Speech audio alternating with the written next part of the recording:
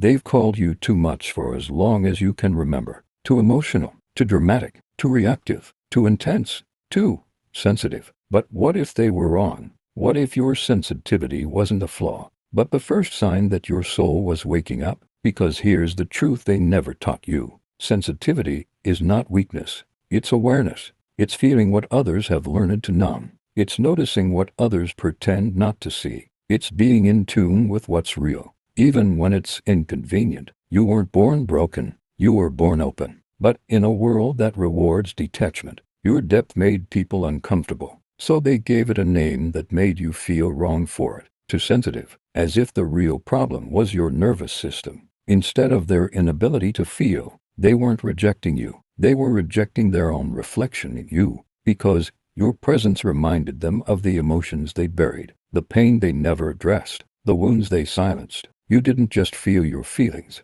You felt the room, the tension, the shifts, the undercurrents no one acknowledged out loud. That wasn't dysfunction. That was intuition. You were awake, in a world still half asleep. So, of course it was overwhelming. Of course you doubted yourself. Of course you wondered, why do I feel everything so deeply? Because no one taught you that this was a gift. They only taught you how to suppress it, to shrink it, to silence it. But now, you're remembering the cost of numbing what was meant to be felt. You see, when you numb your sensitivity, you don't just mute the pain. You mute the truth. You cut yourself off from the very compass meant to guide you. The one that says, this isn't right. This doesn't feel like love. I don't belong here. But the world doesn't want you to hear that voice. It wants you compliant, comfortable, asleep, because when you're awake, you ask too many questions. You challenge too many systems. You stop playing roles that were never written for your soul. This is why the sensitive ones often become the scapegoats,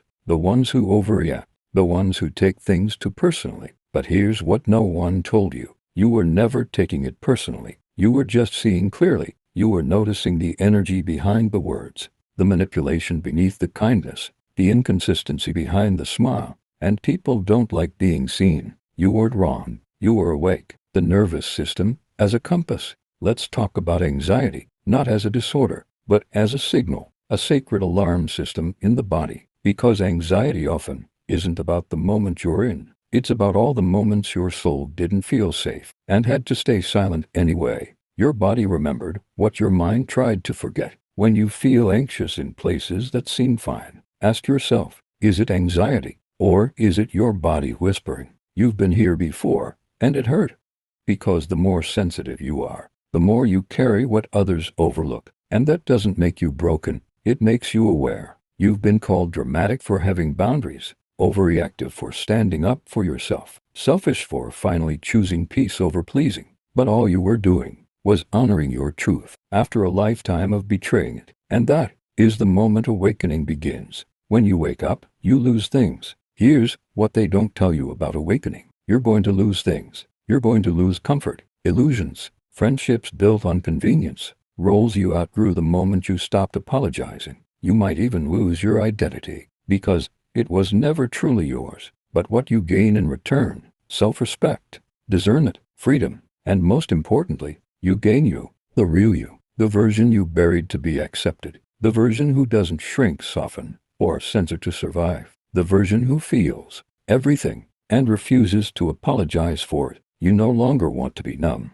You want to feel, to connect, to mean what you say, to live in integrity with your soul, even if it's quieter, even if it's lonelier, even if it's less understood, because now you finally understand yourself, and that changes everything. The misunderstood strength of the deep fear. People think sensitivity is fragile, but it's not. It's resilient. It's surviving heartbreak and still choosing to love. It's seeing betrayal and still hoping for honesty. It's being rejected, abandoned, dismissed, and still showing up with an open heart. That's not weakness. That's bravery. You don't just feel emotions. You transform them. You turn pain into art, loneliness into wisdom, grief into gentleness. You are an alchemist, a quiet warrior, a soul who remembers. You remember what it means to be real in a world that forgot. You're not too sensitive, you're just fully alive. So, here it is, the truth they tried to bury under diagnoses, labels, and projections. You are not too sensitive. You are just awake, aware, alive, You are the mirror that reflects what others aren't ready to face, the lighthouse for people who've forgotten their way home, the heart that still believes in depth, even when the world trades in surfaces. And yes, that path is harder. Yes, it's lonelier sometimes, but it's also truer. And in the end, truth is what sets you free. So don't dim your light to fit their comfort. Don't silence your truth to protect their denial. Don't numb your sensitivity to earn their acceptance, because what they once called too much was actually your medicine, your gift, your power. You're not too sensitive. You're just finally awake. And if this spoke to something in you, don't just watch in silence. Leave a comment, not for me, but for you, to make your truth real. To say, I feel this, I see myself. I'm done apologizing for my sensitivity. Because your story might be the mirror someone else needs. And if you've spent your life feeling misunderstood, if you've ever shrunk your soul to make others comfortable, then you belong here. Subscribe. This is not just a channel. It's a space for the ones who feel deeply, love honestly, and live awake. You're not too much. You're exactly who you were always meant to be.